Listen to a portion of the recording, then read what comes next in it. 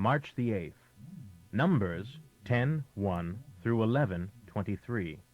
Now the Lord said to Moses, "Make 2 trumpets of beaten silver, to be used for summoning the people to assemble and for signaling the breaking of camp. When both trumpets are blown, the people will know that they are to gather at the entrance of the tabernacle. But if only one is blown, then only the chiefs of the tribes of Israel shall come to you. Different trumpet blasts will be necessary to distinguish between the summons to assemble and the signal to break camp and move onward. When the travel signal is blown, the tribes camped on the east side of the tabernacle shall leave first. At the second signal, the tribes on the south side shall go.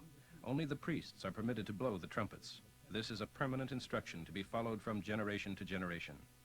When you arrive in the promised land and go to war against your enemies, God will hear you and save you from your enemies when you sound the alarm with these trumpets. Use the trumpets in times of gladness, too, blowing them at your annual festivals and at the beginning of each month to rejoice over your burnt offerings and peace offerings. And God will be reminded of his covenant with you, for I am Jehovah, your God." The cloud lifted from the tabernacle on the 20th day of the 2nd month of the 2nd year of Israel's leaving Egypt. So the Israelites left the Sinai wilderness and followed the cloud until it stopped in the wilderness of Paran. This was their first journey after having received the Lord's travel instructions to Moses. At the head of the march was the tribe of Judah, grouped behind its flag, and led by Nahshon, the son of Amminadab. Next came the tribe of Issachar, led by Nathaniel, the son of Zuar, and the tribe of Zebulun, led by Eliab, the son of Helon. The tabernacle was taken down, and the men of Gershon and Merari divisions of the tribe of Levi were next in the line of march, carrying the tabernacle upon their shoulders. Then came the flag of the camp of Reuben, with Elizur, the son of Shedeur, leading his people. Next was the tribe of Simeon, headed by Shelumiel, the son of Zuri-Shaddai, and the tribe of Gad, led by Eliasaph, the son of Duel. Next came the Kohathites, carrying the items from the inner sanctuary. The tabernacle was already erected in its new location by the time they arrived. Next in line was the tribe of Ephraim, behind its flag, led by Elishama, the son of Ammihud, and the tribe of Manasseh, led by Gamaliel, the son of Pedazur, and the tribe of Benjamin, led by Abidan, the son of Gideoni. Last of all were the tribes headed by the flag of the tribe of Dan, under the leadership of Ahiezer, the son of Ammishaddai, the tribe of Asher, led by Pagiel, the son of Ochran, and the tribe of Naphtali, led by Ahira, the son of Enan. That was the order in which the tribes traveled. One day Moses said to his brother-in-law Hobab, son of Ruel the Midianite, "At last we are on our way to the promised land. Come with us, and we will do you good, for the Lord has given wonderful promises to Israel." But his brother-in-law replied, "No, I must return to my own land and kinfolk." "Stay with us, for you know the ways of the wilderness and will be a great help to us. If you come, you will share in all the good things the Lord does for us." They traveled for 3 days after leaving Mount Sinai, with the ark at the front of the column to choose a place for them to stop. It was daytime when they left, with the cloud moving along ahead of them as they began their march.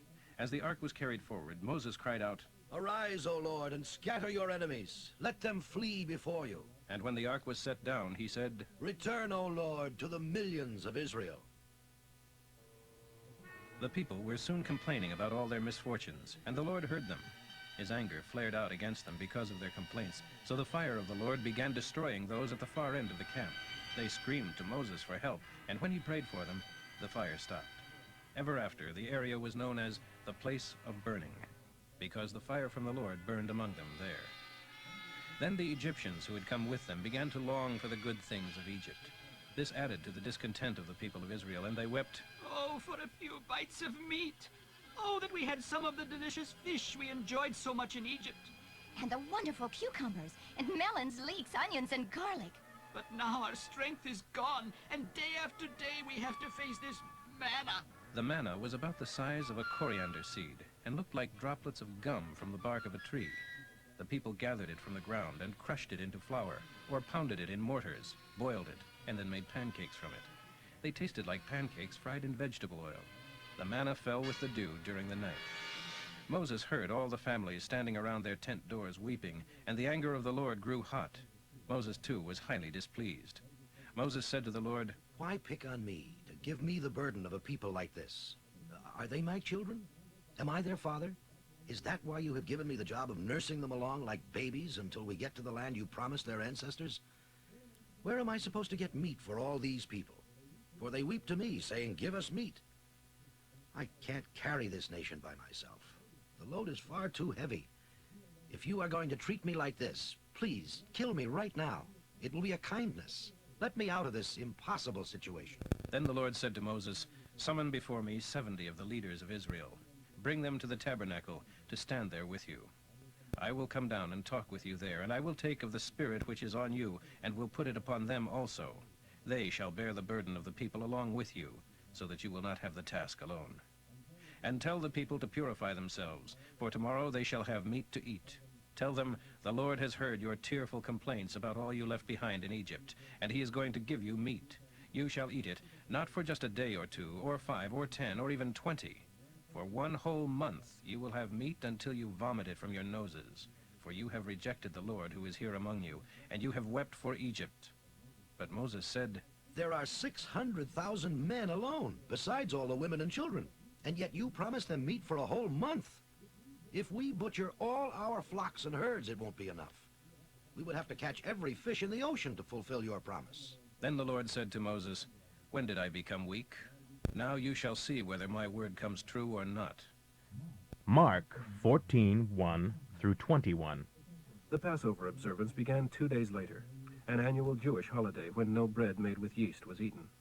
The chief priests and other Jewish leaders were still looking for an opportunity to arrest Jesus secretly and put him to death. But we can't do it during the Passover, or there will be a riot. Meanwhile, Jesus was in Bethany, at the home of Simon the leper. During supper, a woman came in with a beautiful flask of expensive perfume. Then, breaking the seal, she poured it over his head. Some of those at the table were indignant among themselves about this waste, as they called it. Why, she could have sold that perfume for a fortune and given the money to the poor. But Jesus said, Let her alone. Why berate her for doing a good thing? You always have the poor among you, and they badly need your help, and you can aid them whenever you want to. But I won't be here much longer. She has done what she could, and has anointed my body ahead of time for burial. And I tell you this, in solemn truth, that wherever the good news is preached throughout the world, this woman's deed will be remembered and praised.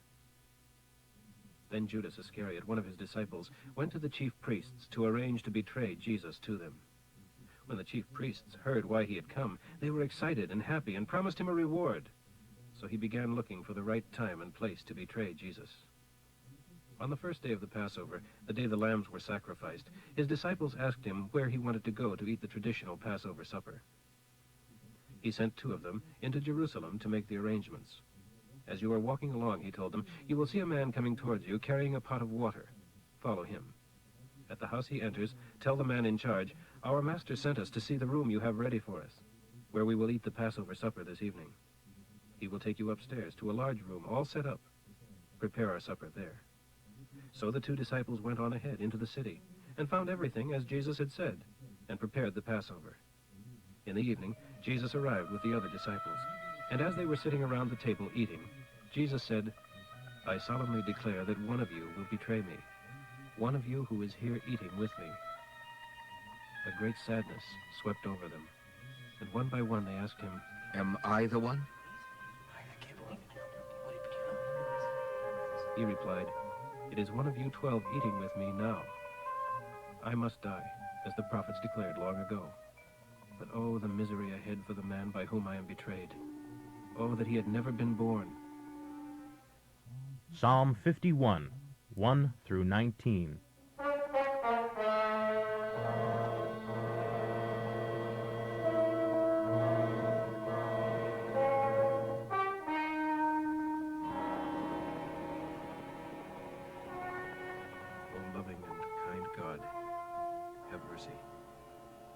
Have pity upon me and take away the awful stain of my transgressions.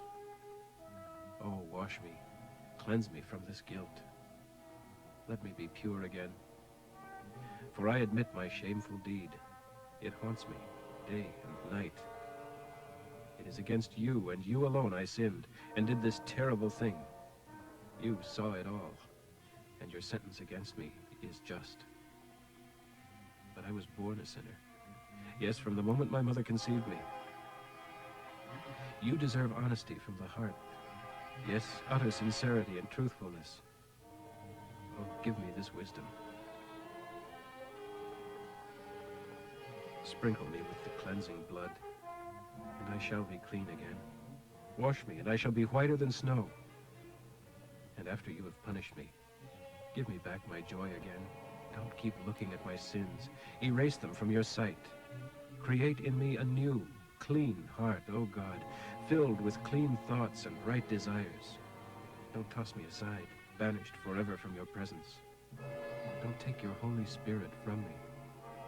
Restore to me again the joy of your salvation, and make me willing to obey you. Then I will teach your ways to other sinners, and they, guilty like me, will repent and return to you. Don't sentence me to death.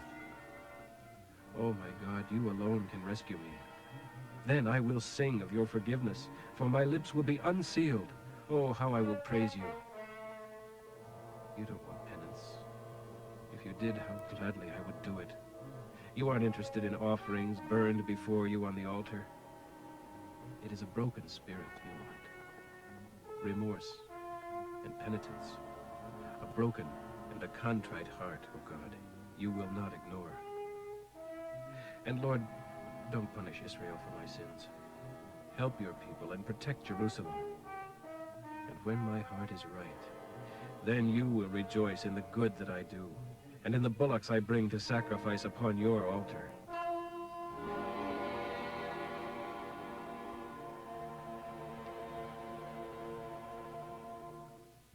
Proverbs for today, 10:31 through 32. The good man gives wise advice, but the liar's counsel is shunned. The upright speak what is helpful, the wicked speak rebellion.